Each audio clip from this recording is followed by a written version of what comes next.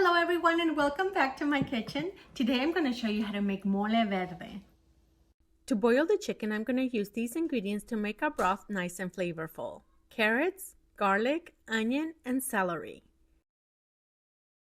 And for the mole, we're going to need tomatillos, serrano peppers, onion, garlic, cilantro, parsley, 1 roasted poblano pepper, a variety of nuts, spices, and spinach. You can find a full list of ingredients in the description of this video. We're going to start by boiling the chicken first because we are going to need some of that broth to prepare the sauce. I'm going to add in the vegetables along with half a tablespoon of salt, and then we're going to add in the chicken. Boil the chicken for 25 to 30 minutes. In a separate stock pot, boil the serrano peppers for 1 to 2 minutes before adding the tomatillos. Meanwhile, I'm going to peel the poblano pepper. I roasted the poblano pepper in the air fryer. Roasting it in the air fryer makes it so much easier to remove the skin and the stem as well.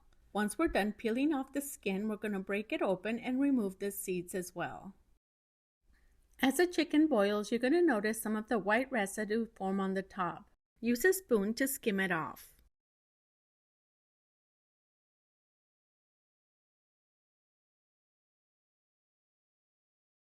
At this point, I'm going to add in the tomatillos.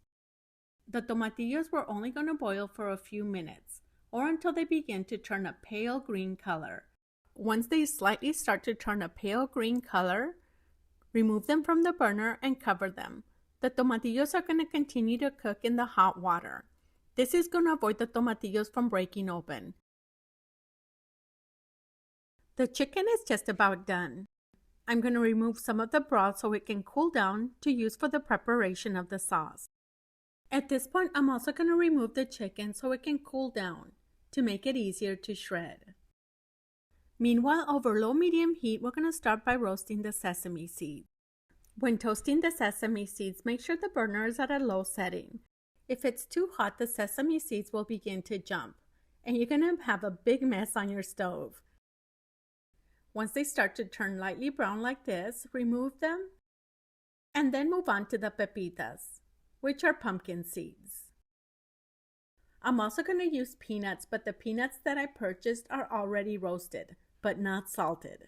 At this point, let's check on the tomatillos. As you can see, none of the tomatillos broke open. When making salsas or any other recipes, you don't want the tomatillos to break open.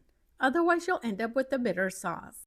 Using the same pan we toasted the nuts in, I'm going to roast the onion and the garlic. Now that we have all the ingredients ready, let's begin to prepare the sauce. I'm going to use the magic bullet to blend the nuts. If you don't have a small blender like this one, you can also grind them in a molcajete. You can use your regular blender, but I personally don't like to use it because once you grind the nuts, they get stuck to the bottom and it makes it difficult to remove. I blended the pepitas first and then I blended the sesame seeds and the peanuts.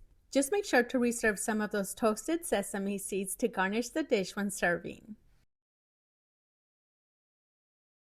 Next, add 3 cups of the cool chicken broth to the blender to blend the serrano peppers, tomatillos, the roasted poblano pepper, the cilantro and the parsley, and the spices. Now that the blender is full, we're going to blend these ingredients first and then we're going to blend the rest of the ingredients. Blend until it reaches a smooth consistency. Then add it to a stock pot or a deep pan with the preheated olive oil.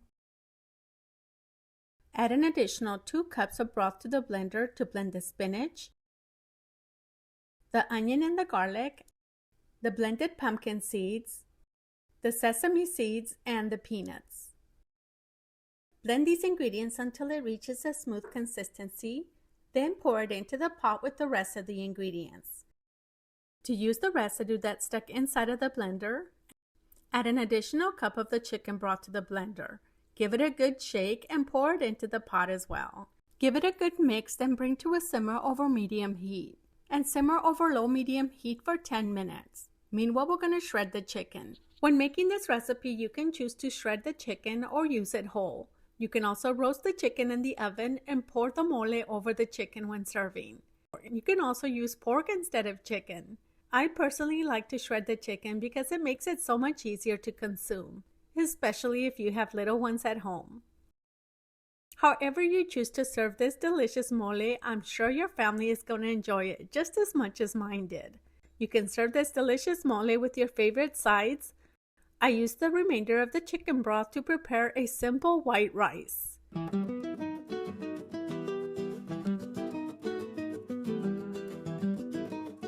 Ahora le voy a dar una probadita a ver qué tal me quedó. Huele riquísimo.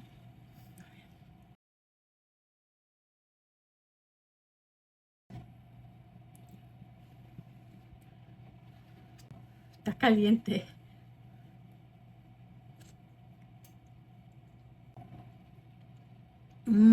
Esto está sabroso. Very good.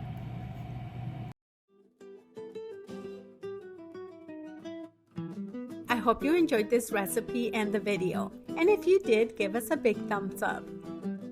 And if you're new to our channel, I invite you to subscribe so you don't miss out on future recipes like this one. Thank you so much for watching, and we'll see you in the next video.